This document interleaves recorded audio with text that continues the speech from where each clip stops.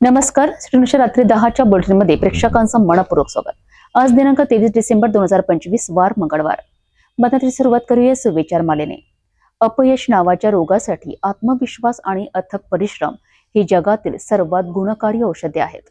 आजचा सुविचार आपण बघितला. आता बघूया बातमीपत्रातील ठळक बातम्या. या हेडलाईन्सचे प्रायोजक आहेत बीटीपी यात्रा ग्रुप अमरावती.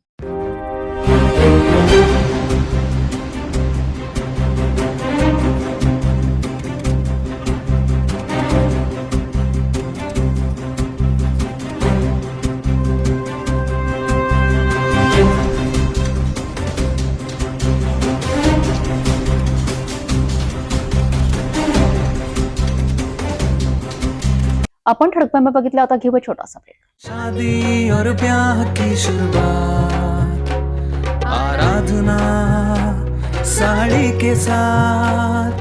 आराधना होलसेल शॉपिंग मॉल L2 बीझलँड कॉम्प्लेक्स, नांदगाव पेठ, अमरावती, जवाहर रोड, अमरावती. ब्रेकनंतर बघूया सविस्तर बातम्या. अमरावती शहरात पोलिसांचा मोठा ऍक्शन मोड पाहायला मिळतो आहे.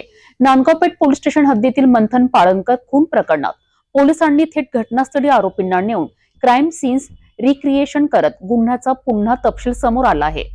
शहरातील गुन्हेगारीवर लगाम घालण्यासाठी पोलीस कमिशनर राकेश ओला यांच्या नेतृत्वाखाली कठोर कारवाईची सुरुवात झाली आहे. अमरावती शहरात पोलिसांचा मोठा ऍक्शन मोड पाहायला मिळतोय. नांदगाव पेठ पोलीस स्टेशन हद्दीतील मंथन पाळणकर खून प्रकरणात पोलिसांनी थेट घटनास्थळी आरोपींना नेऊन क्राईम सीन रिक्रिएशन करत गुन्ह्याचा पुन्हा तपशील उलगडलाय. शहरातील गुन्हेगारीवर लगाम घालवण्यासाठी पोलीस कमिशनर राकेश ओला यांच्या नेतृत्वाखाली कठोर कारवाई सुरू झाली आहे. पोलीस स्टेशन नांदगाव पेठ अमरावती येथे घडलेल्या मंथन पाळणकर यांच्या खुनातील एकूण 8 आरोपींना अमरावती शहर गुन्हे शाखा आणि नांदगाव पेठ पोलीस स्टेशनच्या पथकाने गणेशनगर, गोपालनगर, आदर्श नगर आणि पंचवटी चौक या ठिकाणी नेऊन क्राईम सीन रिक्रिएशन करण्यात आले. यावेळी आरोपींनी खून कसा केला, कोणत्या मार्गाने आले गेले, कोणत्या ठिकाणी हल्ला करण्यात आला याची माहिती पोलिसांना दिली. क्राईम सीन रिक्रिएशन मुळे तपासाला अधिक बळ मिळणार असल्याचे पोलिसांकडून सांगण्यात आले. दरम्यान शहरात दहशत पसरविणारे तडीपार आणि निगराणी बदमाश थेट पोलीस आयुक्त राकेश ओला आणि गुन्हे शाखेचे पोलीस निरीक्षक संदीप चव्हाण यांच्या रडारवर आले आहेत. गुन्हेगारी टोळ्यांवर लक्ष केंद्रित करत कॉम्बिंग ऑपरेशन, नाकाबंदी, रेकॉर्ड तपासणी, संशयितांची कसून चौकशी ही सघन मोहीम शहरभर सुरू आहे. तडीपार आदेशांचा भंग करणाऱ्यांवर थेट गुन्हे दाखल करण्याचे स्पष्ट निर्देश देण्यात आले आहेत. पोलीस आयुक्त राकेश ओला म्हणाले, शहरात दहशत माजविणाऱ्यांना अजिबात खपवून घेतले जाणार नाही. कायदा हातात घेणाऱ्यांवर कठोर कारवाई केली जाईल. अमरावती शहरात पोलिसांचा दबदबा वाढलेला दिसत असून गुन्हेगारांमध्ये खळबळ उडाली आहे. आगामी काळातही अशाच कठोर कारवाया सुरू राहणार असल्याचे संकेत पोलिसांनी दिले आहेत.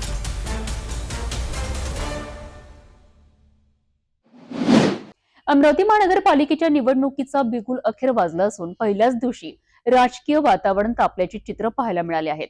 उमेदवारी अर्ज दाखल करण्याच्या पहिल्याच दिवशी तब्बल 1084 अर्जांची उचल झाल्याने येणाऱ्या निवडणुकीत चुरशीची लढत होणार आहे हे स्पष्ट झाले आहे. मंगळवार 23 डिसेंबर रोजी सकाळी 11 वाजल्यापासून अमरावती महानगरपालिकेच्या निवडणुकीसाठी उमेदवारी अर्ज दाखल करण्याची प्रक्रिया अधिकृतपणे सुरू करण्यात आली. अमरावती महानगरपालिकेच्या वतीने संपूर्ण शहर एकूण 7 झोन मध्ये विभागण्यात आले असून प्रत्येक झोन मध्ये उमेदवारी अर्जांची उचल मोठ्या प्रमाणात झाल्याचे पाहायला मिळत आहे. झोन निहाय आकडेवारीनुसार पाहिले असता झोन क्रमांक 1 मध्ये 169, झोन क्रमांक 2 मध्ये 143, झोन क्रमांक 3 मध्ये 115, झोन क्रमांक 4 मध्ये 174, झोन क्रमांक 5 मध्ये 103, झोन क्रमांक 6 मध्ये 180, तर झोन क्रमांक 7 मध्ये सर्वाधिक 200 उमेदवारी अर्जांची उचल करण्यात आली आहे. पहिल्याच दिवशी झालेल्या या मोठ्या संख्येमुळे शहरातील राजकीय हालचालींना वेग आला असून सर्वच प्रमुख पक्षांसह अपक्ष उमेदवारही मैदानात उतरण्याच्या तयारीत असल्याचे स्पष्ट होत आहे. उमेदवारी अर्ज दाखल करण्याची अंतिम तारीख 30 डिसेंबर असून तोपर्यंत मोठ्या प्रमाणात अर्ज दाखल होण्याची शक्यता वर्तविली जात आहे. पहिल्याच दिवशी मिळालेल्या प्रचंड प्रतिसादामुळे अमरावती मनपा निवडणूक चांगलीच रंगणार असल्याचे संकेत मिळत आहेत. येत्या काही दिवसात उमेदवारांची संख्या वाढणार असून राजकीय वातावरण अधिक तापणार आहे हे निश्चितच आहे.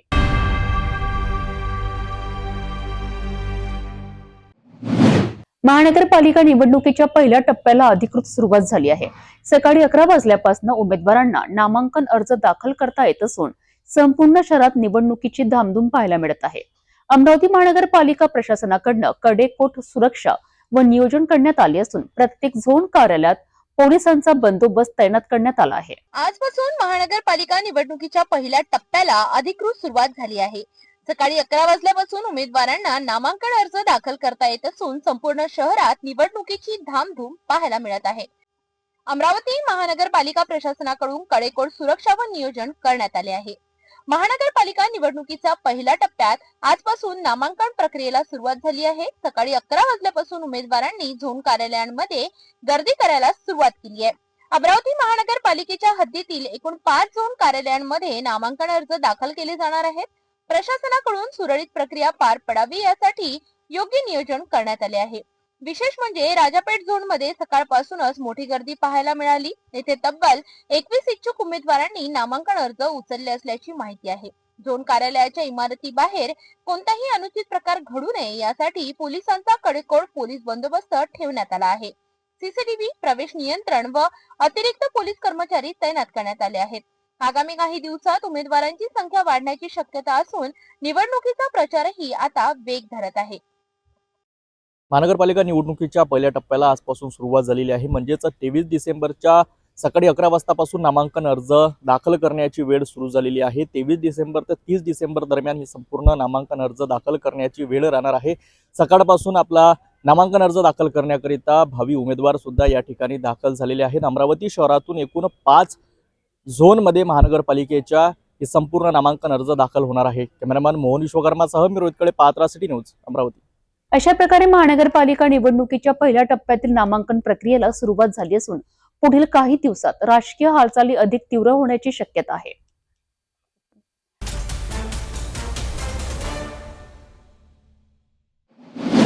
अमरावती महानगरपालिका निवडणुकीची प्रक्रिया अधिकृतपणे सुरू झाली असून मंगळवारपासून नामांकन अर्ज भरण्याची प्रक्रिया सुरू झाली आहे. मात्र पहिल्याच दिवशी एकही उमेदवाराने प्रत्यक्ष नामांकन दाखल केलेले नाही. तथापि अनेक इच्छुक उमेदवारांनी मंगळवारी नामांकन अर्जाची उचल केल्याचे चित्र पाहायला मिळत आहे. सर्वच प्रमुख राजकीय पक्षांकडून योग्य उमेदवारांची चाचपणी आणि अंतिम निवड प्रक्रिया सुरू असल्याचे स्पष्ट होत आहे. या संदर्भात अधिक माहिती घेऊया आमच्या प्रतिनिधीकडनं. महानगरपालिका निवडणुकीसाठी मंगळवार 23 डिसेंबर पासून नामांकन अर्ज स्वीकारण्यास सुरुवात झाली. पहिल्या दिवशी कोणताही उमेदवार प्रत्यक्ष नामांकन दाखल करण्यासाठी पुढे आला नसला तरीही विविध पक्षांचे इच्छुक उमेदवार नामांकन अर्ज उचलताना दिसून आले. भाजपा, काँग्रेस, राष्ट्रवादी काँग्रेस, शिवसेना उद्धव बाळासाहेब ठाकरे गट, शिवसेना शिंदे गट, राष्ट्रवादी काँग्रेस शरदचंद्र पवार गट, महाराष्ट्र नवनिर्माण सेना, MIM, बहुजन समाजवादी पार्टी, आम आदमी पार्टी, प्रहार जनशक्ती पार्टी तसेच युनायटेड पब्लिक फोरम यासह विविध राजकीय पक्ष आणि संघटना निवडणूक रिंगणात उतरण्याची तयारी करीत आहेत. दरम्यान अपक्ष उमेदवारांसाठी निवडणूक आयोगाकडून तब्बल 194 निवडणूक चिन्हे उपलब्ध करून देण्यात आली आहेत. अपक्ष उमेदवारांना नामांकन अर्ज भरताना पहिल्या पसंतीचे निवडणूक चिन्ह नमूद करणे बंधनकारक आहे. त्याचबरोबर 2 पर्यायी पसंतीची चिन्हही अर्जात नमूद करावी लागणार आहेत. या तिन्ही पसंतीच्या आधारे निवडणूक निर्णय अधिकारी अंतिम निवडणूक चिन्ह देणार आहेत. तर राष्ट्रीय आणि प्रादेशिक राजकीय पक्षांना निवडणूक आयोगाकडून अधिकृतपणे दिलेली चिन्हे कायमस्वरूपी असून त्यामध्ये कोणताही बदल होणार नाही. यामुळे आगामी काही दिवसात उमेदवारांची नावे आणि निवडणूक चिन्हांबाबत राजकीय वातावरण अधिक तापण्याची शक्यता व्यक्त केली जात आहे. विशेष म्हणजे महानगरपालिकेच्या निवडणुकीमध्ये राजकीय पक्षाचे तिकीट घेण्यासाठी सर्व उमेदवारांची आता भाऊगर्दी सुरू आहे. यामध्ये आता अधिकृतरित्या भारतीय जनता पार्टी, भारतीय राष्ट्रीय काँग्रेस, शिवसेना, राष्ट्रवादी काँग्रेस, शरद पवार गट या प्रकारे आता पक्ष आहे. यामध्ये आता सर्व पदाधिकाऱ्यांना, सर्व उमेदवारांची यादी ही लवकरच जाहीर होणार असून आज नामांकन अर्ज दाखल केले आहे. अमरावती महानगरपालिका निवडणुकीच्या पार्श्वभूमीवर नामांकन प्रक्रियेला सुरुवात झाली असून पुढील काही दिवसात प्रत्यक्ष नामांकन दाखल होण्यास वेग येण्याची शक्यता आहे. उमेदवारांची यादी, पक्षांची रणनीती आणि निवडणूक चिन्हांवर सर्वांचे लक्ष लागले आहे.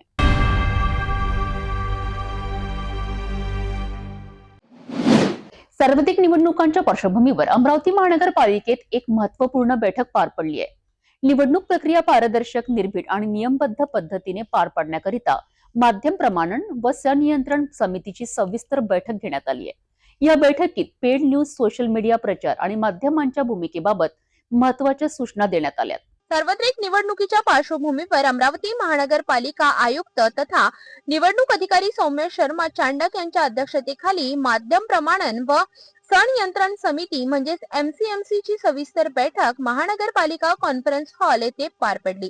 या बैठकीत निवडणूक काळात माध्यमांची भूमिका अत्यंत महत्त्वाची असल्याचे नमूद करत इलेक्ट्रॉनिक, प्रिंट आणि डिजिटल माध्यमांमधील निवडणुकांविषयी जाहिराती, बातम्या, प्रचार साहित्य यांचे प्रमाणन आणि संनियंत्रण कसे करावे यावर सखोल चर्चा करण्यात आली।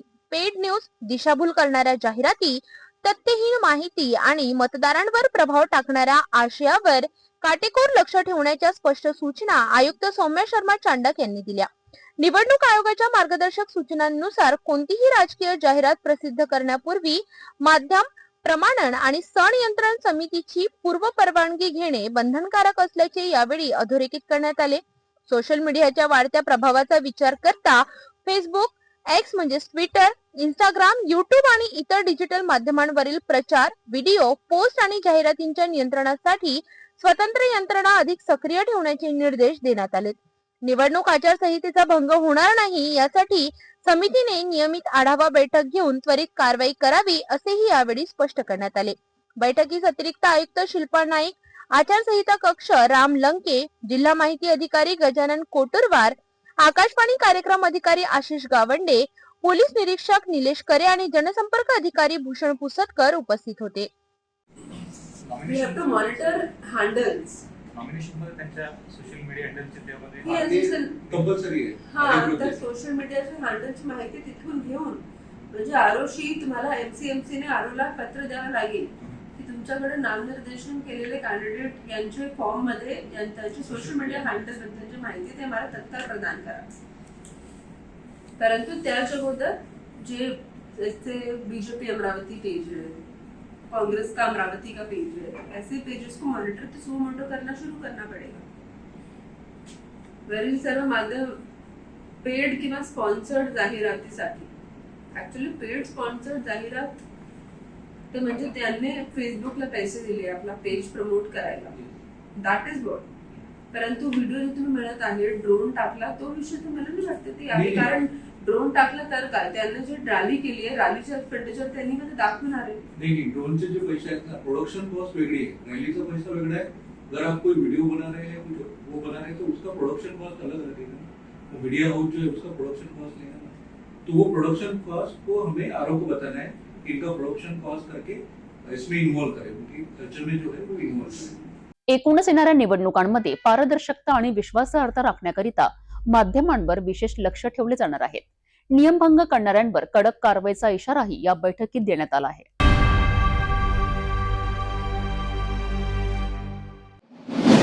अमरावती महानगरपालिकेच्या आगामी सार्वत्रिक निवडणुकीच्या तयारीला वेग आला आहे। निवडणूक प्रक्रिया पारदर्शक, सुरक्षित आणि सुरळीत पार पाडण्याकरिता निवडणूक अधिकारी तथा अमरावती महानगरपालिका आयुक्त सौम्य शर्मा चांडक यांनी मंगळवारी शहरातील महत्त्वाच्या निवडणूक केंद्रांची प्रत्यक्ष पाहणी केली आहे। ईव्हीएम स्टोअर पासून ते प्रशिक्षण केंद्रांपर्यंतची तयारी त्यांनी तपासली। अमरावती महानगरपालिकेच्या आगामी सार्वत्रिक निवडणुकीच्या पार्श्वभूमीवर निवडणूक प्रशासन सज्ज झाले आहे। मंगळवार 23 डिसेंबर 2025 रोजी निवडणूक अधिकारी तथा मनपा आयुक्त सौम्य शर्मा चांडक यांनी सांस्कृतिक भवन येथील ईव्हीएम स्टोअरवर आणि ITI कॉलेज येथील निवडणूक प्रशिक्षण केंद्राची पाहणी केली। सांस्कृतिक भवन येथे असलेल्या ईव्हीएम स्टोअरमध्ये ईव्हीएम यंत्रांची सुरक्षित साठवण, सीसीटीव्ही निगराणी, प्रवेश नियंत्रण व्यवस्था आणि यंत्रांची तपासणी यांचा त्यांनी सखोल आढावा घेतला। मतदान प्रक्रियेत ईव्हीएमची सुरक्षितता आणि अचूकता ही अत्यंत महत्त्वाची असल्याने कोणतीही त्रुटी राहू नये तसेच स्पष्ट निर्देश त्यांनी अधिकाऱ्यांना दिले। त्यानंतर आयुक्त सौम्य शर्मा चांडक यांनी ITI कॉलेज येथे होणाऱ्या निवडणूक प्रशिक्षण केंद्राची पाहणी केली। येथे प्रशिक्षणासाठीची बैठक व्यवस्था, तांत्रिक साधने, मार्गदर्शन सत्रांचे नियोजन आणि कर्मचारी सुविधांचा आढावा घेण्यात आला।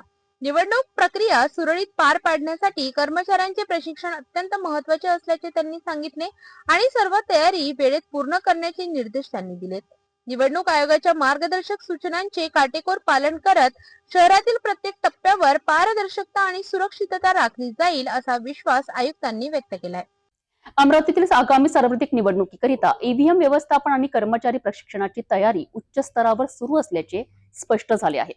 आयुक्त सोमा शर्मा चांडक यांच्या प्रत्यक्ष देखरेखीमुळे निवडणूक प्रक्रिया पूर्णपणे पारदर्शक आणि सुरक्षित राहील असा विश्वास प्रशासनाकडून व्यक्त करण्यात आला आहे.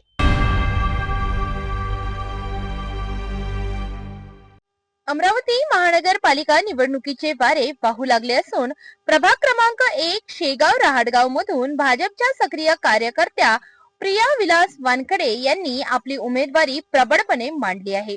एका भव्य पदयात्रेच्या आणि कार्यकर्ता मेळाव्याच्या माध्यमातून त्यांनी आपले शक्ती प्रदर्शन केले. मनपाचा प्रभाग क्रमांक 1 शेगाव रहाटगाव हा प्रभागातून सध्या राजकीय केंद्रबिंदू ठरत आहे.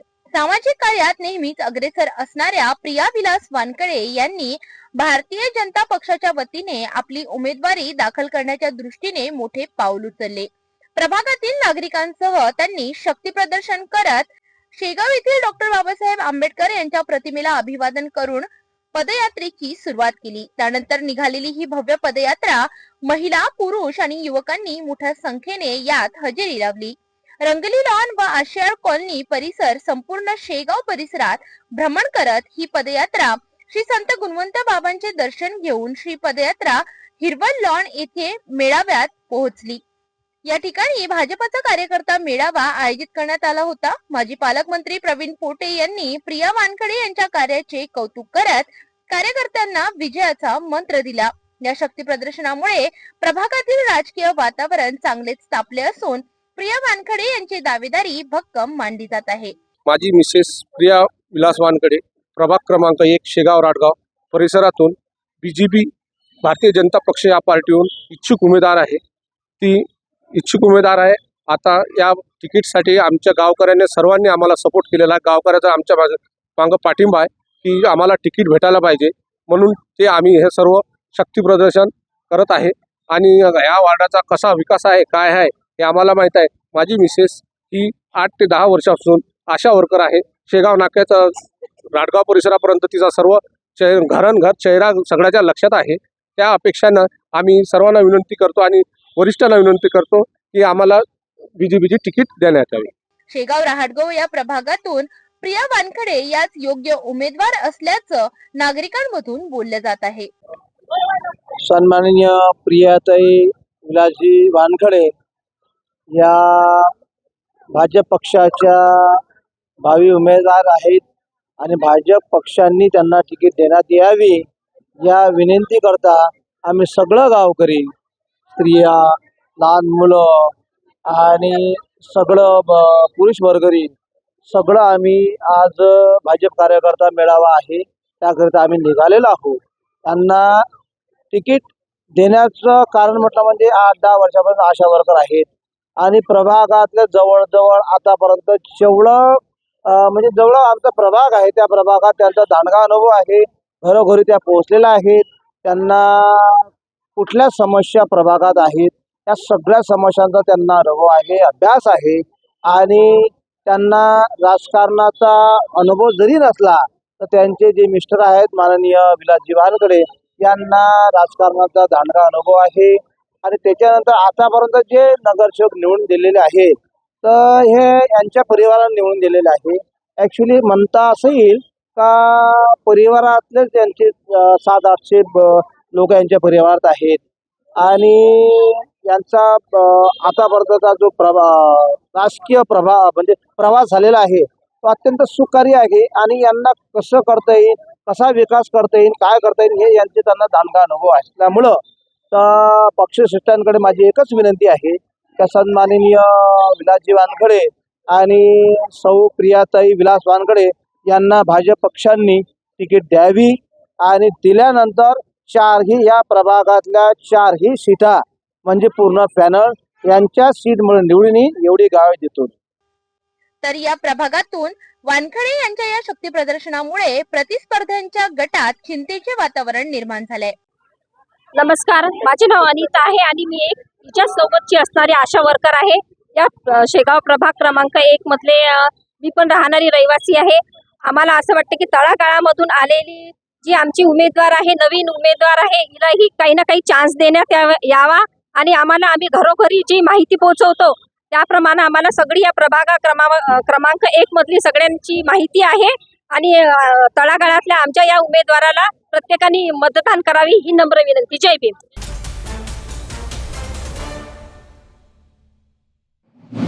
अमरावती महानगरपालिकेच्या आगामी निवडणुकीच्या पार्श्वभूमीवर राजवीर जनहित संघटनेने जोरदार शक्ती प्रदर्शन करत विविध प्रभागातील आपल्या भावी उमेदवारांची घोषणा केली आहे. प्रभाग क्रमांक 8 जोग स्टेडियम चपराशीपुरा येथून सर्वसाधारण जागेसाठी फरीद खान आणि मोबिन खान यांच्यासह संपूर्ण पॅनल जाहीर करण्यात आले आहेत. या घोषणेनंतर प्रभागात भव्य तुफान जनरॅली काढण्यात आली असून नागरिकांचा उत्स्फूर्त प्रतिसाद पाहायला मिळाला आहे. राजवीर जनहित संघटनेच्या वतीने अमरावती शहरातील विविध प्रभागांमध्ये उमेदवारांची अधिकृत घोषणा करण्यात आली आहे.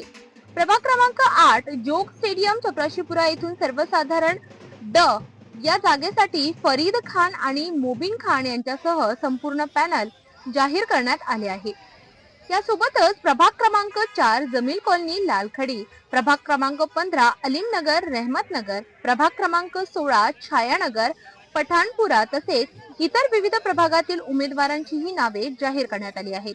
21 डिसेंबर 2025 रोजी राजवीर जनहित संघटनेच्या कार्यकर्ते व पदाधिकाऱ्यांची महत्वपूर्ण मनपा निवडणूक नियोजन बैठक आणि भव्य संमेलन पार पडले. या बैठकीत आगामी निवडणुकीसाठी रणनीती ठरविण्यात आली.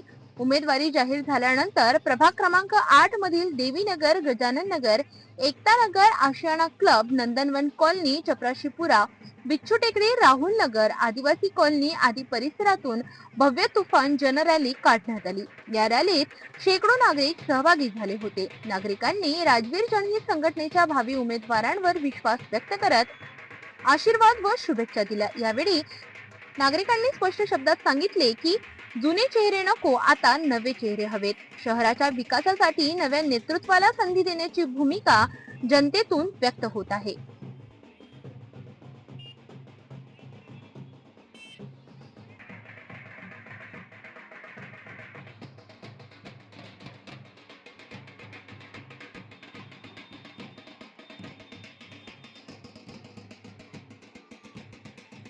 राजवीर जनहित संघटनेच्या उमेदवार घोषणेनंतर काढण्यात आलेल्या जनरॅलीमुळे अमरावतीच्या राजकीय वातावरणात नवचैतन्य निर्माण झाले आहे.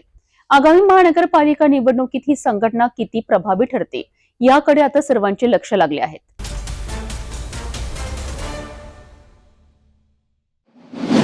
अमरावतीच्या जिल्हा सामान्य रुग्णालयातील एनसीडी ओपीडी मध्ये एक धक्कादायक आणि गंभीर प्रकार उघडकीस आला आहे. सरकारी पगार घेत असताना रुग्णांना खासगी उपचारांचा सल्ला देत साईड बिझनेस केल्याचा आरोप एका महिला नर्सवर होत आहे. गरीब व गरजू रुग्णांच्या विश्वासाशी खेळ होत असल्याचा आरोप असून प्रशासनाची भूमिका संशयाच्या भोवऱ्यात सापडली आहे. अमरावतीच्या जिल्हा सामान्य रुग्णालयातील एनसीडी म्हणजेच नॉन कम्युनिकेबल डिसीज ओपीडी मध्ये दररोज शुगर, ब्लड प्रेशर, हृदयविकार यासारख्या आजारांवरील तपासण्या केल्या जातात. या ओपीडी मध्ये मोठ्या प्रमाणावर गरीब व मध्यमवर्गीय रुग्ण उपचारासाठी येतात. मात्र याच एनसीडी ओपीडी ड्युटीवर असलेल्या एका महिला नर्स कडून रुग्णांना खासगी उपचारांचा सल्ला दिला जात असल्याचा गंभीर आरोप समोर आलाय. सूत्रांच्या माहितीनुसार रुग्णांना रुग्णालयाबाहेर भेटून उपचार करून त्यांच्याकडून पैसे घेतले जात असल्याचा दावा करण्यात येत आहे. सरकारी रुग्णालयात मोफत किंवा अल्प खर्चात उपचार मिळावेत ही शासनाची भूमिका असताना कर्तव्यावर असतानाच खासगी उपचारासाठी रुग्णांना प्रवृत्त करणे ही वैद्यकीय नैतिकतेचा छेद देणारे असल्याची भावना नागरिकातून व्यक्त केली जात आहे.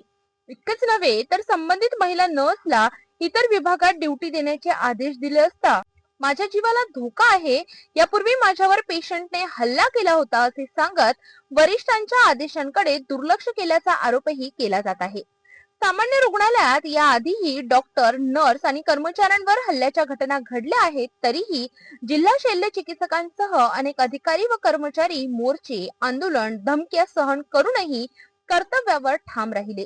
अशा परिस्थितीत एका घटनेचा आधार घेत मनाप्रमाणे ड्युटी करणे आणि कथित खासगी व्यवसाय चालवणे कितपत योग्य असा प्रश्न उपस्थित केला जात आहे. या प्रकरणावर जिल्हा शल्य चिकित्सक डॉक्टर विनोद पवार यांनी प्रतिक्रिया देताना सांगितले की या संपूर्ण प्रकाराची सखोल चौकशी करण्यात येईल आणि रुग्णांना भविष्यात कोणताही त्रास होणार नाही याची काळजी घेतली जाईल. तसेच दोषी आढळल्यास योग्य ती कारवाई केली जाईल. मी आत्ताच इथे नुकतंच आजच जॉईन झालेलं आहे, तर मी पूर्ण आता तुमच्याकडनंच माहिती पडलेली आहे, तर याची निश्चितच मी पूर्ण चौकशी करून त्याच्यावरती काय कारवाई करता येईल आणि खरंच जर चूक केली असेल तर आपण निश्चितच कारवाई करू आणि रुग्णांना कुठलाही त्रास होणार नाही भविष्यात याची काळजी घेतल्या जाईल. सरकारी रुग्णालय हे गरिबांचा आधारस्तंभ असतो, मात्र जर याच ठिकाणी रुग्णांना खासगी उपचारांकडे वळवले जात असेल तर हा प्रकार अत्यंत गंभीर असून प्रशासनाने तात्काळ कठोर कारवाई करणे गरजेचे आहे. आता या चौकशीमधनं नेमकं सत्य काय समोर येतं याकडे संपूर्ण जिल्ह्याचं लक्ष लागलं आहे. तपोवन फक्त 1.5 किलोमीटर अंतरावर राधानगरी लेआउट लेक व्ह्यू प्लॉटसह मोजकेच प्लॉट शिल्लक. त्वरित संपर्क करा 9930706667 किंवा 7620433325 या क्रमांकावर. अंजनगाव सुर्जी नगर परिषद निवडणुकीच्या निकालानंतर विजयाचा जल्लोष थेट हिंसाचारात बदलल्याची धक्कादायक घटना समोर आली आहे. केवळ एका वाक्यावरनं सुरू झालेल्या वादातून एका संत्रा व्यापाराचा जीव गेला आहे. मृतक आणि आरोपी हे एकमेकांचे नातेवाईक व शेजारी असल्याची माहिती समोर आली आहे. नेमकं काय घडलं अंजनगाव सुर्जीमध्ये पाहूया या सविस्तर वृत्तामध्ये. अंजनगाव सुर्जी नगर परिषद निवडणुकीच्या निकालानंतर प्रभाग क्रमांक 10 मधून काँग्रेस उमेदवार नझिया परवीन यांच्या विजयानंतर विजय जुलूस काढण्यात आला होता. दरम्यान उभाटा शिवसेना समर्थक आणि संत्रा व्यापारी मोहम्मद जाकीर शेख हे मतमोजणी केंद्रावर उपस्थित होते. कोणताही वाद टाळण्यासाठी ते आपल्या सहकाऱ्यांसह शासकीय रुग्णालयात मार्गे घरी जात असताना समोरून येणाऱ्या विजयी रॅलीतील काही कार्यकर्त्यांनी त्यांच्यावर अचानक शिवीगाळ सुरू केली. यावेळी जाकीर शेख यांनी केवळ आपण आपला विजय साजरा करा, पण शिवीगाळ का करत आहात असे म्हणताच वातावरण क्षणातच तापले. आरोप आहे की काही जणांनी जाकीर शेख यांना घेरून त्यांना लाताबुक्क्यांनी बेदम मारहाण केली. विशेषतः त्यांच्या छाती आणि पोटावर जोरदार वार करण्यात आले. दुपारी 12-12:30च्या दरम्यान ही घटना घडली. गंभीर अवस्थेत जाकीर शेख यांना जिल्हा शासकीय रुग्णालयात दाखल करण्यात आले, मात्र उपचारादरम्यान रात्रीच्या सुमारास त्यांचा मृत्यू झाला. या घटनेनंतर कुरेशी नगरसह संवेदनशील भागात तणाव निर्माण झाला असून पोलिसांनी तात्काळ अतिरिक्त बंदोबस्त तैनात केला. गस्त वाढविण्यात आली असून संपूर्ण घटनेची सखोल चौकशी सुरू असल्याचे पोलिसांकडून सांगण्यात आले आहे. विशेष म्हणजे मृतक आणि आरोपी हे एकाच परिसरातील शेजारी व नातेवाईक असल्याची माहिती समोर आली असून या घटनेने संपूर्ण शहर हादरवून गेले आहे. निवडणुकीचा जल्लोष आनंदाचा असावा की हिंसाचाराचा? अंजनगाव सुर्जीतील ही घटना लोकशाही उत्सवावर डाग लावणारी ठरली आहे. या प्रकरणात पोलिसांची पुढील कारवाई काय होते, आरोपींना अटक होते का, याकडे संपूर्ण जिल्ह्याचे लक्ष लागले आहे.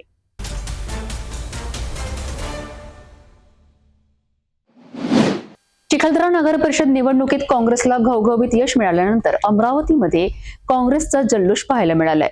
चिखलदरामध्ये भाजपकडनं सातत्याने गोंधळ घालण्याचा प्रयत्न होत असल्याचा आरोप करत काँग्रेस नेत्या यशोमती ठाकूर यांनी भाजपवर जोरदार टीका केली आहे. चिखलदरा नगर परिषदेतील नवनिर्वाचित नगराध्यक्ष आणि नगरसेवकांचा अमरावतीमध्ये सत्कार करण्यात आला. अमरावतीच्या चिखलदरा नगर परिषद निवडणुकीत काँग्रेस पक्षाने स्पष्ट बहुमत मिळवत मोठा विजय मिळविला आहे. एकूण 20 जागांपैकी 12 जागांवर काँग्रेसचे उमेदवार विजयी झाले असून काँग्रेसचे शेख अब्दुल शेख हैदर हे नगराध्यक्षपदी निवडून आले आहेत. या विजयानंतर अमरावतीमध्ये काँग्रेस नेत्या यशोमती ठाकूर यांच्या निवासस्थानी नवनिर्वाचित नगराध्यक्ष आणि नगरसेवकांचा भव्य सत्कार सोहळा पार पडला. यावेळी काँग्रेसचे खासदार बळवंत वानखडे हे देखील उपस्थित होते. सत्कारानंतर प्रसार माध्यमांशी संवाद साधताना यशोमती ठाकूर यांनी भाजपावर जोरदार निशाणा साधला. आजही चिखलदरामध्ये मुद्दाम गोंधळ घालण्याचा प्रयत्न केला जात असल्याचा आरोप त्यांनी केलाय. भाजपने ओढाओढीचं आणि बदनामीचं राजकारण थांबवून विकासाच्या राजकारणाला साथ द्यावी असं स्पष्ट मत यशोमती ठाकूर यांनी व्यक्त केलं. जनतेने स्पष्ट कौल काँग्रेसला दिला असून आमच्या कार्यकर्त्यांना बदनाम करणं बंद करावं असंही त्या म्हणाल्या. हे बघ, मागचं काय झालं काय नाही झालं आम्हाला ह्याच्यावर बोलायचं नाहीये. जो जीता वो सिकंदर. जनतेने आम्हाला सपोर्ट केला, जनतेने आमच्या शब्दावर विश्वास ठेवला, आमच्या लोकांवर विश्वास ठेवला आणि सर्व मंडळी जी निवडून आली, जी नाही निवडून आली ती अगदी थोड्याशा मतांनी पडली. काही लोक 4 मतं, 3 मतं, 2 मतांनी असे पडलेले आहेत. जनतेचा कौल, जनतेचा आशीर्वाद पंजाला आहे, होता आणि पुढेही राहील. एकंदरीत मध्ये काय परिस्थिती असेल? आम्ही अजून प्रयत्न करू, अजून जास्त मिळायला पाहिजे होते. आम्हाला अपेक्षा अजून होती, पण अंजनगाव सुरजी सारखा जर प्रकरण भरपूर ठिकाणी जर झाले असतील आणि इथं मताची ओढाओढ झाली असेल, काही गोंधळ गडबड केली असेल, अंजनगाव सुरजीमध्ये तर त्यांनी बिलकुल हमखास गोंधळ घातला. त्यांना गोंधळ खासदारकीमध्ये पण घालायचा होता, पण आम्ही त्या ठिकाणी उपस्थित होतो म्हणून ते नाही घालू शकते. अंजनगावला सुद्धा त्या ठिकाणी त्यांनी गोंधळ पूर्णपणे घातला. काय झालं असतं, एवढं जर भाजपा निवडून आलेली आहे आणि त्यांनी जर रिकाउंटिंग दिलं असतं तर काय झालं असतं? आजही आम्ही सांगतो, आजही त्या ठिकाणी गोंधळ घालण्याचा प्रयत्न चिखलदऱ्यामध्ये होतोय, पण त्यांचे जर बंधू या ठिकाणी आमच्या सोबत आहे तर मग त्यांनी ओढाओढीचं राजकारण थांबवायला पाहिजे आणि विकासाच्या राजकारणाला त्यांनी त्या ठिकाणी साथ दिली पाहिजे. दम असेल तर ती द्या ना. कशासाठी आम्हाला आणि आमच्या लोकांना बदनाम करताय? चिखलदरा नगर परिषदेत काँग्रेसच्या विजयानंतर राजकीय वातावरण तापलं असून भाजप आणि काँग्रेसमधील आरोप प्रत्यारोप आणखी तीव्र होण्याची शक्यता आहे. आता भाजप यावर काय प्रतिक्रिया देतो याकडे सर्वांचं लक्ष लागलंय.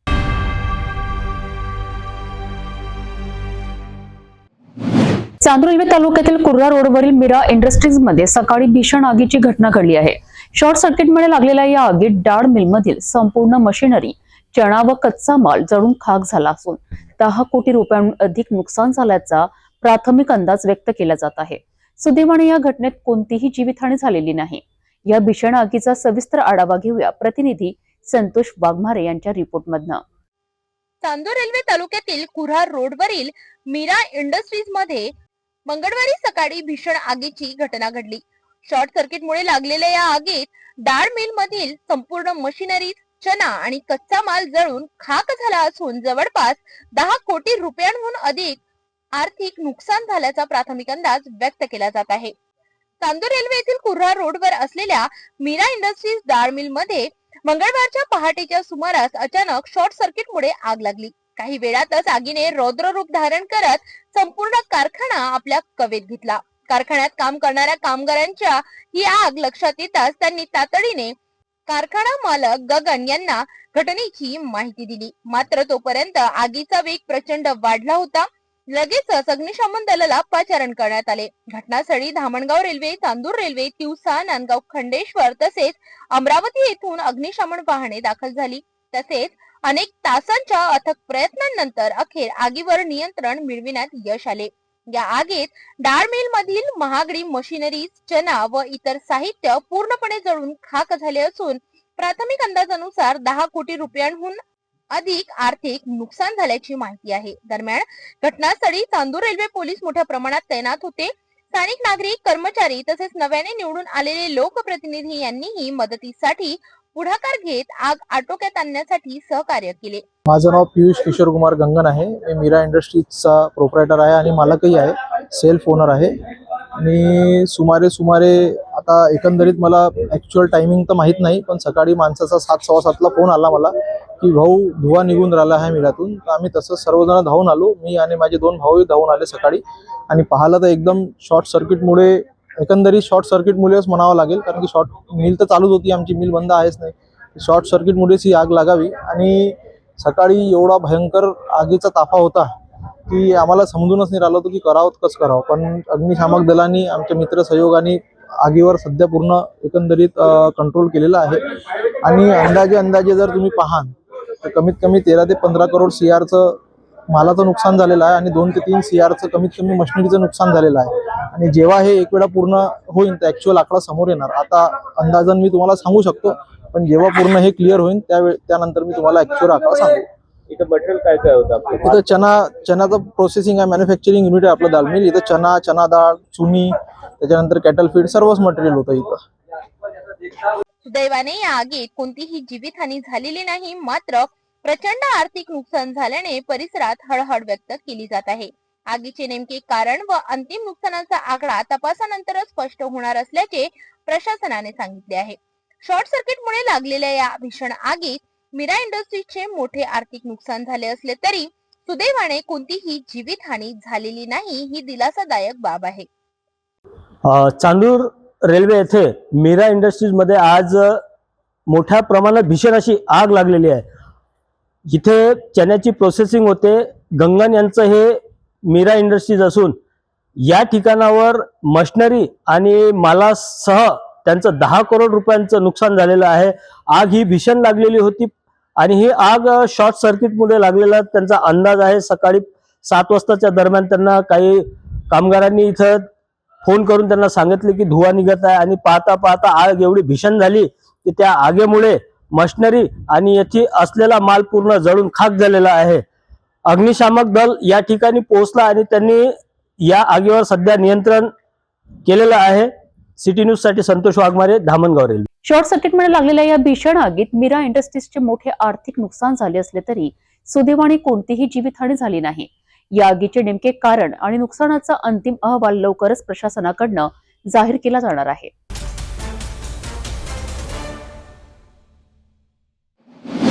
नागपूर शहरातील गिट्टी खदान परिसरात झोमॅटो डिलिव्हरी बॉय वर चाकूचा धाक दाखवून जबरी चोरी करणाऱ्या 3 आरोपींना गिट्टी खदान पोलिसांनी अटक केली आहे.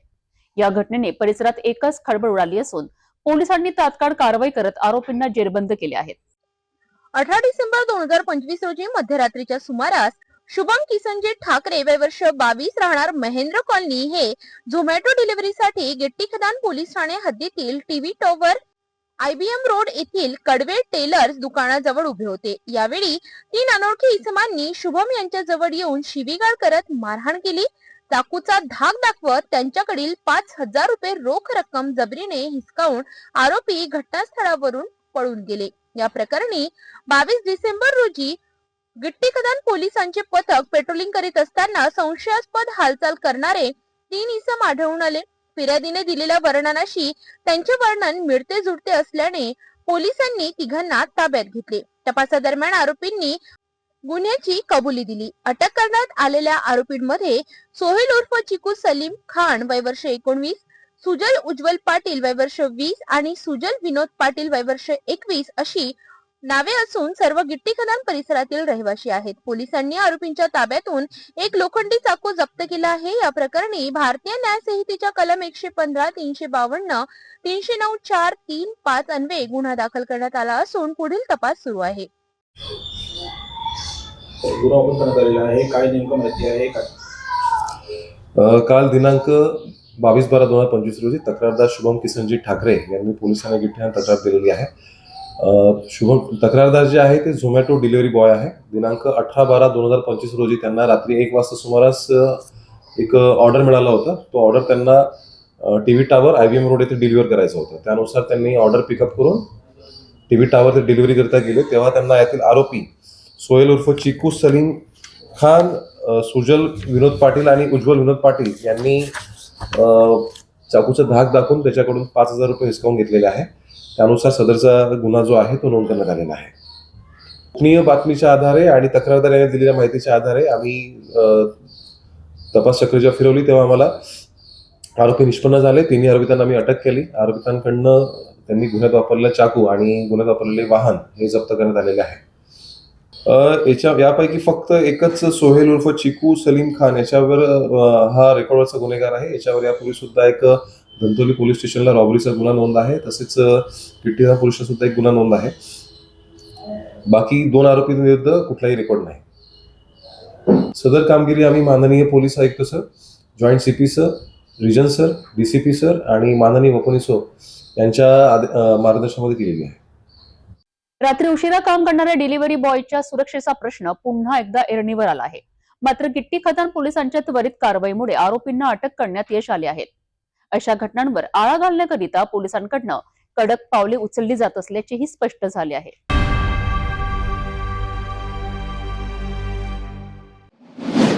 नागपूर शहरातून एक महत्त्वाची आणि धक्कादायक बातमी समोर येत आहे. तरुणीवर अत्याचार करणाऱ्या आरोपीला 5 पावली पोलिसांनी अवघ्या 2 तासात अटक करत तत्परतेचे उदाहरण घालून दिले आहे.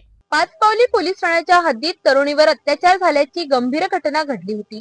या प्रकरणाची माहिती मिळताच पाचपावली पोलिसांनी तात्काळ हालचाली सुरू केल्या. पाचपावली पोलीस ठाण्याचे वरिष्ठ निरीक्षक बाबुराव राऊत यांनी दिलेल्या माहितीनुसार 23 डिसेंबर रोजी सायंकाळच्या सुमारास घटनेची माहिती पोलिसांना मिळाली. या घटनेतील आरोपी सलमान खान अकबर खान याला पोलिसांनी अवघ्या 2 तासात अटक केली. आरोपी विरोधात संबंधित कलमांखाली गुन्हा दाखल करण्यात आला असून पुढील तपास पाचपावली पोलीस करीत आहेत. या प्रकरणात पोलिसांनी दाखवलेल्या जलद कारवाईचे सर्वत्र कौतुक होत आहे. या संपूर्ण घटनेची माहिती वरिष्ठ पोलीस निरीक्षक बाबुराव राऊत यांनी माध्यमांशी बोलताना दिली. महिला सुरक्षा हे प्रथम प्राधान्य आहे.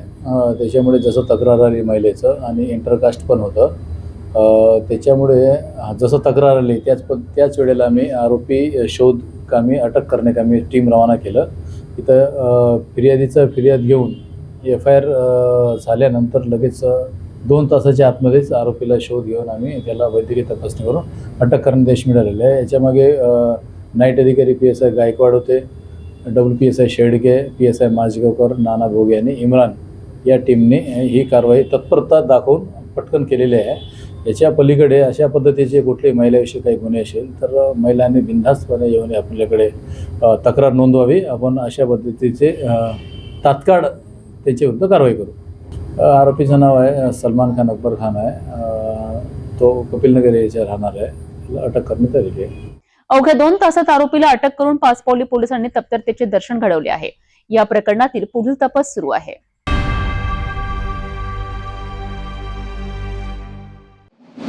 नागपूर शहरातील गोळीबार चौक परिसरात 23 डिसेंबरच्या पहाटे मोठी आग लागल्याची घटना घडली आहे. बाजीराव गल्लीतील साई गारमेंट्स या कपड्याच्या दुकानाला पहाटे 4:30च्या सुमारास अचानक आग लागली. या आगीत दुकानातील सर्व साहित्य जळून खाक झाले असून लाखो रुपयांचे नुकसान झाल्याचा अंदाज आहे. नागपूरच्या गोळीबार चौकातील बाजीराव गल्ली येथे असलेल्या साई गारमेंट या कपड्यांच्या दुकानाला पहाटेच्या सुमारास भीषण आग लागली. या इमारतीच्या खालच्या माळ्यावर कपड्यांचे दुकान असून वरच्या मजल्यावर मोठ्या प्रमाणात कपड्यांचे गोडाऊन आहे. पहाटेच्या सुमारास दाटीवाटीच्या वस्तीमधून मोठ्या प्रमाणात धूर निघताना स्थानिक नागरिकांच्या निदर्शनास आले. नागरिकांनी तात्काळ अग्निशमन विभागाला घटनेची माहिती दिली. माहिती मिळताच अग्निशमन दलाच्या तब्बल 8 गाड्या घटनास्थळी दाखल झाल्या. मात्र परिसर अतिशय अरुंद आणि दाटीवाटीचा असल्याने अग्निशमन दलाच्या गाड्यांना घटनास्थळी पोहोचताना मोठ्या अडचणींचा सामना करावा लागला. अनेक तासांच्या प्रयत्नांनंतर अग्निशमन दलाने आगीवर नियंत्रण मिळविले.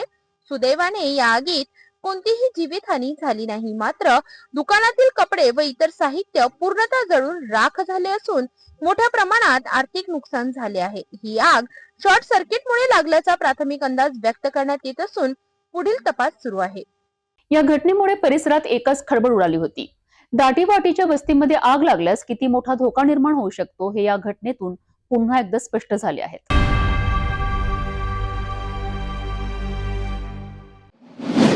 नागपूरमधून एक गंभीर आणि धक्कादायक प्रकार समोर आला आहे. थेट मुख्यमंत्री देवेंद्र फडणवीस यांच्या नावाने धमकी देण्यात आल्याचा आरोप झाला आहे. मुख्यमंत्री कार्यालयातून बोलत असल्याचे भासवून एका व्यक्तीला धमकी देणाऱ्या युवकाविरोधात नागपुरात गुन्हा दाखल करण्यात आला आहे. मुख्यमंत्री देवेंद्र फडणवीस यांच्या कार्यालयातून बोलत असल्याचे सांगत विजय तालेवार यांना धमकी देणाऱ्या वरुण मोहाडिया यांच्या विरोधात नागपूर शहरातील बजाजनगर पोलीस ठाण्यात गुन्हा दाखल करण्यात आलाय. वरुण मोहाडिया यांचा मुख्यमंत्री देवेंद्र फडणवीस किंवा मुख्यमंत्री कार्यालयाशी कोणताही संबंध नसल्याचा स्पष्ट खुलासा मुख्यमंत्री देवेंद्र फडणवीस यांच्या वैयक्तिक सहाय्यकांनी केला आहे. या प्रकाराची माहिती मिळताच बजाजनगर पोलिसांनी गुन्हा नोंदविण्याची प्रक्रिया सुरू केली. विजय तालेवार यांचे राजकीय क्षेत्रातील अनेकांशी चांगले संबंध असल्याने त्यांनी हा संपूर्ण प्रकार थेट मुख्यमंत्री कार्यालयाच्या निदर्शनास आणून दिला.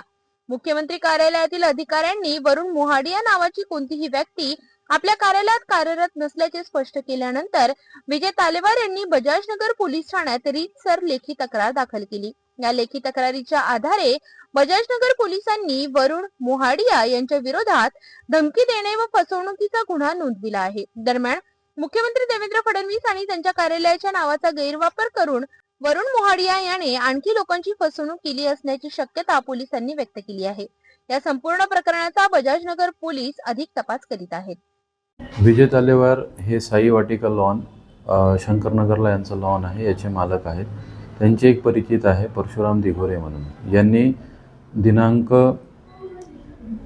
11/12/2025 आणि 9/12/2025ला ते लॉन बुक केलेलं होतं आणि त्याच्यात त्यांचं मुलीचं लग्न वगैरे झालेलं होतं. इन बिटवीन त्यांचा काही पैशांचा व्यवहार होता आणि त्यानंतर या दरम्यान विजय तालेवारला आरोपी वरुण मिहाडिया यांनी फोन करून म्हटले की तुम्ही त्याला दिघोरेजींना पैसे कशाला मागत आहे ते, आणि मी CMO ऑफिसमधून बोलत आहे म्हणून. तर जेव्हा आम्ही तपास केला आणि माहिती काढली तर वरुण मिहाडिया हा फेक होता, याचं काही CMO ऑफिसला काहीच नव्हतं. म्हणून विजय तालेवारजींच्या रिपोर्टवरून कलम 204, 351, BNS प्रमाणे गुन्हा दाखल करण्यात आलेला आहे आणि पुढील तपास सुरू आहे. मुख्यमंत्र्यांच्या नावाचा गैरवापर करत धमकी देण्याचा हा प्रकार अत्यंत गंभीर मानला जात आहे. या प्रकरणात आणखी कोण कोण सहभागी आहेत, आणखी किती लोकांची फसवणूक झाली आहे याचा खुलासा पोलीस तपासानंतर होणार आहे.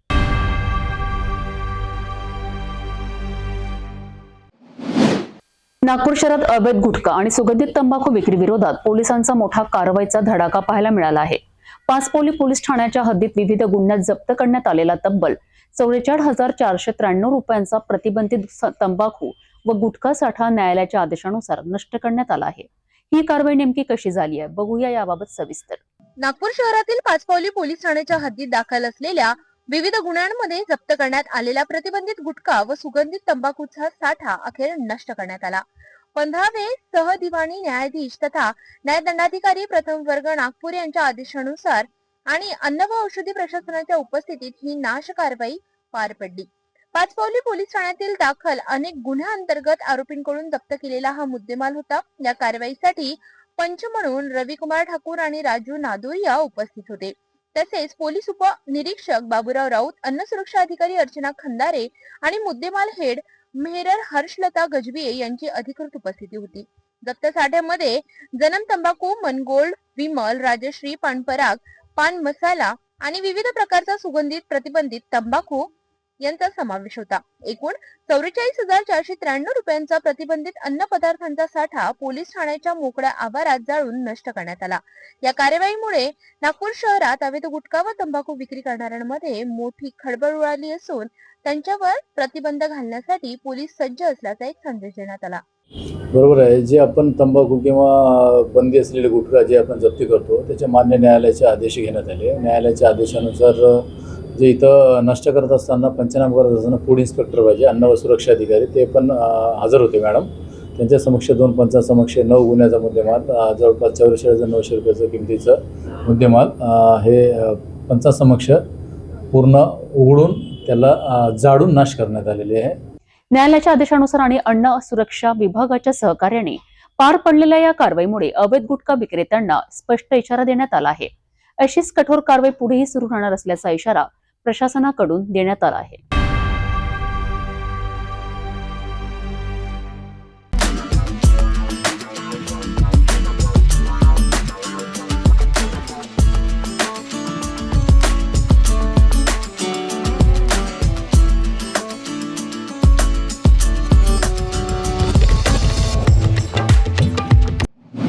भंडारा जिल्ह्यातील पवनी तालुक्यातील वर्ली खंदार गावातून एक धक्कादायक आणि गंभीर प्रकार समोर आला आहे. एक ट्रॉली माती उचलली तर गुन्हा, परंतु 6 ते 7 फूट खोल खड्डा खोदूनही ग्रामपंचायत मोकळी.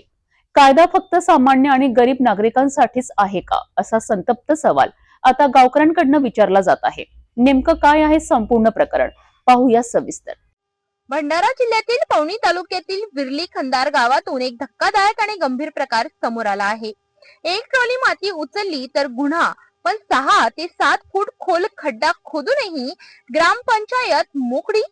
कायदा फक्त सामान्य आणि गरीब नागरिकांसाठीच आहे का, असा संतप्त सवाल आता गावकऱ्यांकडून विचारला जात आहे.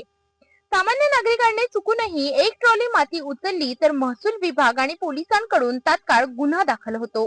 मात्र भंडारा जिल्ह्यातील पवनी तालुक्यातील विर्ली खंदार गावात तब्बल 6 ते 7 फूट खोल खड्डा खोदूनही ग्रामपंचायत, सरपंच आणि ग्रामसेवकांवर कोणतीही कारवाई झालेली नाही. विर्ली खंदार येथे जनसुविधा योजनेअंतर्गत शोक सभागृहाचे बांधकाम जुलै 2025 पासून सुरू आहे. मात्र या बांधकामाच्या अगदी शेजारीच पाणी साठवण्याच्या नावाखाली अत्यंत खोल, मोकळा आणि असुरक्षित खड्डा खोदण्यात आला आहे. हा खड्डा कोणत्याही संरक्षण भिंतीशिवाय खुला ठेवण्यात आला असून तो आज संपूर्ण गावासाठी जीवघेणा सापळा ठरत आहे. विशेष म्हणजे या ठिकाणी आधीपासूनच पाण्याचे टँकर उपलब्ध असताना नव्याने खड्डा खोदण्याची गरज काय होती, हा प्रश्न आजही अनुत्तरित आहे.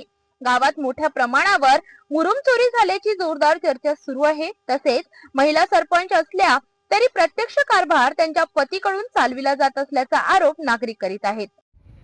मी विरली खंदार येथील विस्तारी रामकृष्ण बामणकर इथे रहिवासी असून श्री प्रमोद मेंढे उपसभापती पवनी यांनी माझ्या अंगावर एकाएकी गाडी आणली आणि मला मारण्याची धमकी दिली. मी पोलीस स्टेशन इथे रिपोर्टसुद्धा केली, पण त्याची योग्य चौकशी झालेली नाही आहे.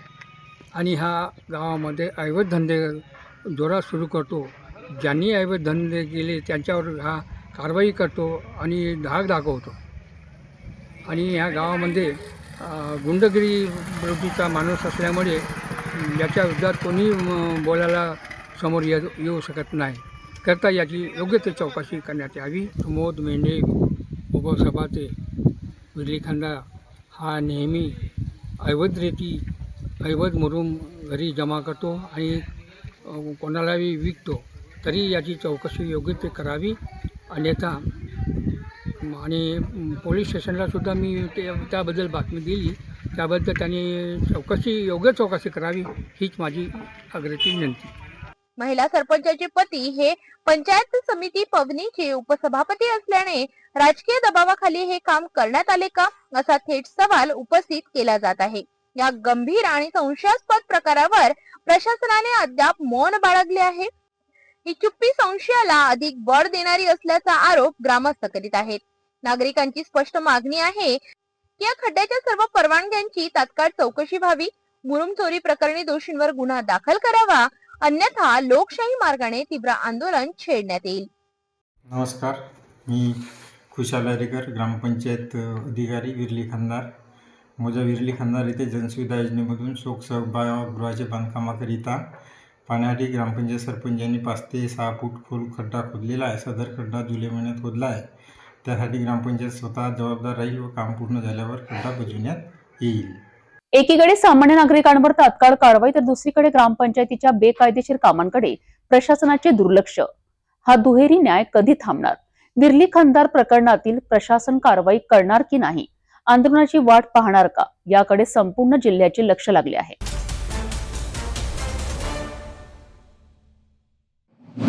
लाखांदूर तालुक्यातील मडेघाट गावात कौटुंबिक वादाचा भीषण स्फोट झाला आहे.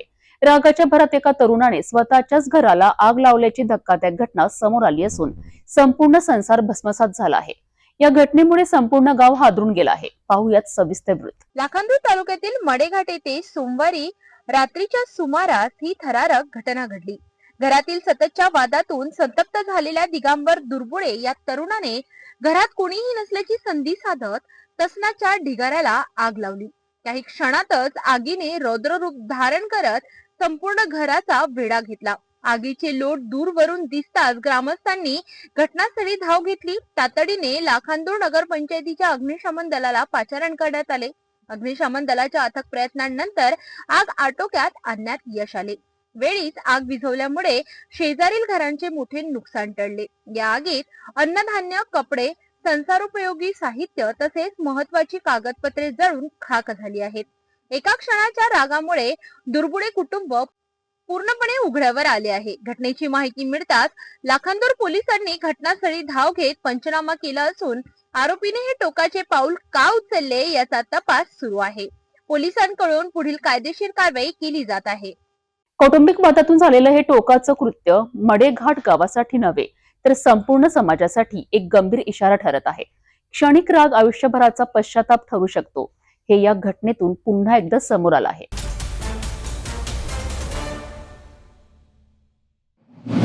उदगीर तालुक्यात बहुजन विकास अभियानाच्या वतीने संतापजनक घटनेच्या निषेधार्थ तीव्र आंदोलन करण्यात आले आहे. शेतकऱ्यांच्या मजबुरीचा फायदा घेत खासगी सावकारांकडनं होणाऱ्या अमानुष अत्याचारांविरोधात हा आवाज उठवण्यात आला आहे. चंद्रपूर जिल्ह्यातील एका शेतकऱ्याची किडनी काढून घेण्यात आल्याच्या घटनेने संपूर्ण महाराष्ट्र हादरला असून उदगीरमध्ये याचा जाहीर निषेध करण्यात आला आहे.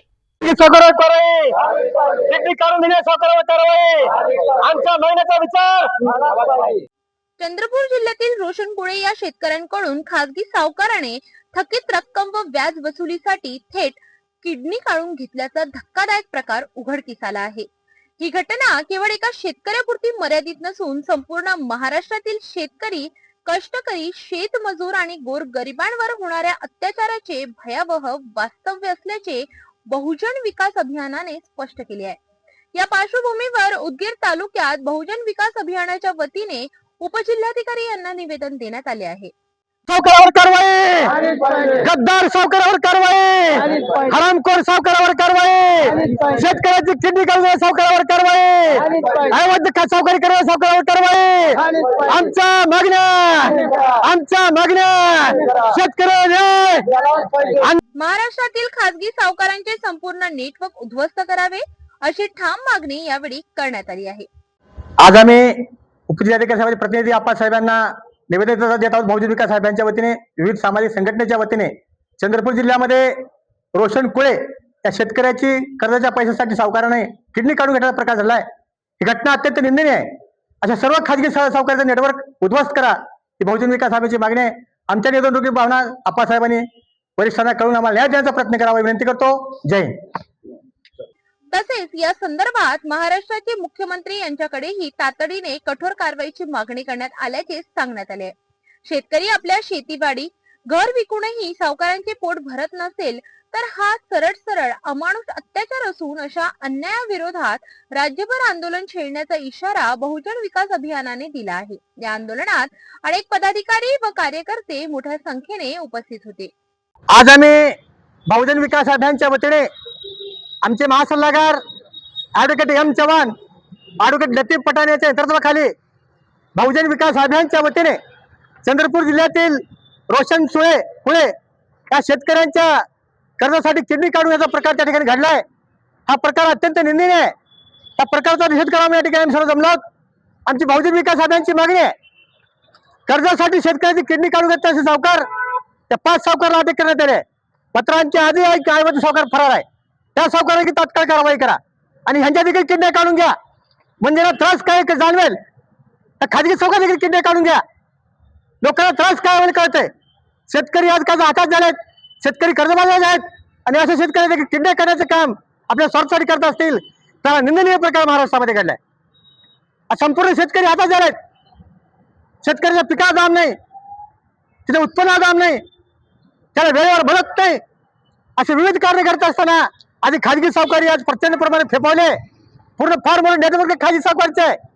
महाराष्ट्रातील नेटवर्क महाराष्ट्र शासनाच्या आदरणीय मुख्यमंत्री महोदयाने पूर्ण उद्ध्वस्त केलं पाहिजे. कारण आज शेत विकून, घर विकून, दार विकून, शिवार विकून देखील तुम्हाला खाजगी सावकारला पुरी होत नसेल तर शेतकऱ्याचा अत्याचार आणि अत्याचार आहे. आणि अशा घटना संबंध महाराष्ट्रामध्ये घडत आहेत आणि चंद्रपूर जिल्ह्यात घटना घडली आहे. म्हणजे या घटनेचा निषेध करतो.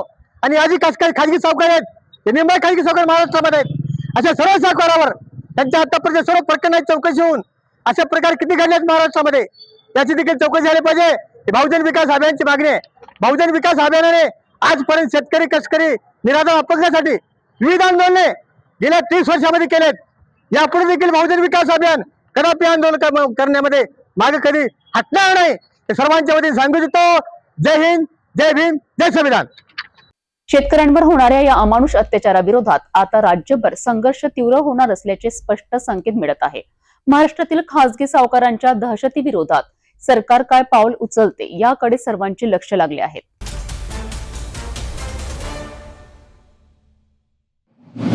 सेलू याकतपूर रस्त्याची दयनीय अवस्था आता शेतकऱ्यांचा संयम संपवण्याच्या टप्प्यावर आली आहे. लातूर जिल्ह्यातील औसा तालुक्यातील हा अत्यंत महत्त्वाचा ग्रामीण रस्ता गेल्या अनेक वर्षांपासून दुर्लक्षित असून रस्त्याच्या दुरावस्थेमुळे नागरिकांना जीव मुठीत धरून प्रवास करावा लागतो आहे. उन्हाळ्यापर्यंत रस्त्याचे काम न झाल्यास तीव्र आंदोलन छेडण्याचा इशारा ग्रामस्थांनी दिला आहे. लातूरच्या औसा तालुक्यातील सेलू ते याकतपूर हा रस्ता परिसरातील अनेक गावांना जोडणारा महत्त्वाचा मार्ग आहे. मात्र गेल्या अनेक वर्षांपासून या रस्त्याची कोणतीही डागडुजी अथवा डांबरीकरण झालेले नाही. रस्त्यावर ठिकठिकाणी मोठमोठे खड्डे पडले असून पावसाळ्यात चिखल तर उन्हाळ्यात धुळीचे साम्राज्य पाहायला मिळते. या रस्त्यांवरून शेतमालाची वाहतूक करणे शेतकऱ्यांसाठी मोठे आव्हान ठरत आहे.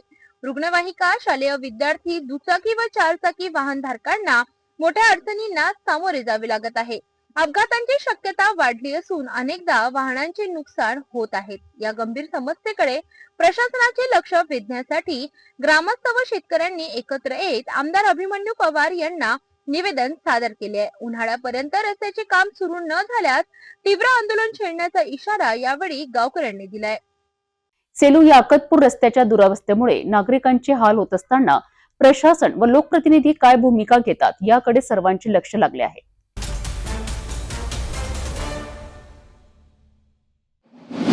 राष्ट्रीय महामार्गावर पुन्हा एकदा भीषण अपघाताची घटना समोर आली आहे. माहूर तालुक्यातील वाई बाजार जवळ वाघाई टेकडी परिसरात उभ्या ट्रकला मोटरसायकलची मागून जोरदार धडक बसली. या भीषण अपघातात 2 जणांचा जागीच मृत्यू झाला असून एक लहान मुलगा गंभीर जखमी झाला आहे. माहूर तालुक्यातून गेलेल्या धानोडा ते कोठारी राष्ट्रीय महामार्गावरील वाई बाजाराजवळील वाघाई टेकडी परिसरात ही दुर्दैवी घटना घडली. रस्त्याच्या बाजूला उभ्या असलेल्या बीकेसी कंपनीच्या ट्रकला मोटरसायकल येऊन मागून जोरदार तिने धडक दिली. मोटरसायकलवर आसोली साईनगर येथील विठ्ठल राठोड वय वर्ष 30, त्यांचा 10 वर्षांचा मुलगा अर्जुन विठ्ठल राठोड तसेच आंध्र प्रदेशातील अंदाजे 65 वर्षीय वयोवृद्ध व्यक्ती प्रवास करीत होते. हे तिघे आसोलीहून लासनवाडीच्या दिशेने जात असताना वाघाई टेकडीजवळ अचानक मोटरसायकल ट्रकला धडकली. या भीषण धडकेत विठ्ठल राठोड आणि वयोवृद्ध व्यक्ती यांचा डोक्याला आणि तोंडाला, छातीला गंभीर मार लागल्याने दोघांचा जागीच मृत्यू झाला. 10 वर्षीय अर्जुन राठोड हा गंभीर जखमी झाला आहे. घटनेची माहिती मिळताच सिंदखेडचे सहाय्यक पोलीस निरीक्षक रमेश जाधव यांनी तातडीने घटनास्थळी धाव घेतली. मृतदेह व जखमींना माहूर येथील ग्रामीण रुग्णालयात दाखल करण्यात आले. येथे वैद्यकीय अधिकारी यांनी दोघांना मृत घोषित केले. जखमी अर्जुनवर उपचार सुरू आहेत. या अपघातामुळे संपूर्ण परिसरात हळहळ व्यक्त करण्यात येत आहे. राष्ट्रीय महामार्गावरील वाढते अपघात ही चिंतेची बाब ठरत आहे. या दुर्दैवी घटनेत 2 कुटुंबांवर शोककळा पसरली असून प्रशासनाने अशा अपघातांना आळा घालण्याकरिता ठोस उपाययोजना कराव्यात अशी मागणी होत आहे. जाता जाता पुन्हा एकदाच्या ठळक बातम्या. या हेडलाईन्सचे प्रायोजक आहेत बीटीपी यात्रा ग्रुप अमरावती.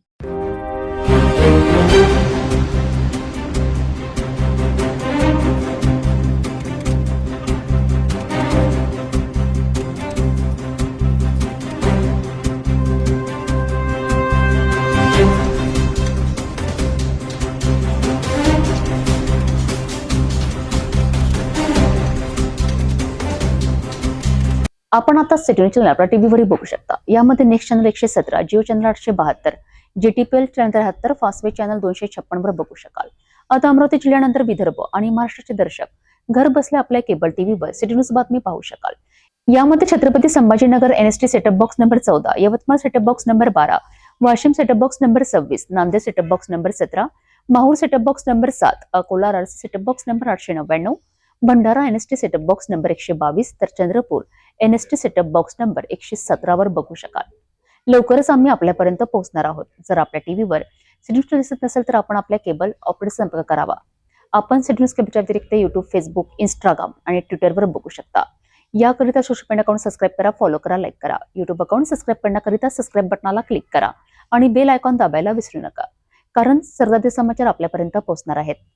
तसेच सिटी न्यूजचे फेसबुक पेज लाईक करा, इंस्टाग्राम आणि ट्विटर हँडल फॉलो करा. आपण व्हॉट्सअपवर सुद्धा सूचना देऊन न्यूज प्राप्त करू शकता. व्हॉट्सअप नंबर स्क्रीनवर येत आहे. हे बातमीच्या टोळ्यावरच थांबूया. पुन्हा भेटू नवीन घडामोडींसोबत. आपण बघत राहा फक्त सिटी न्यूज. हर खबर पर पैनी नजर, हर मुद्दे पर सटीक वार, यही है सिटी न्यूज की पहचान. जहाँ सच्चाई की आवाज दबाई जाती है, वहाँ सिटी न्यूज उठाता है सवाल. हर स्क्रीन पर, हर प्लेटफॉर्म पर हमारी मौजूदगी बोलती है. सिटी न्यूज हमेशा सच के साथ.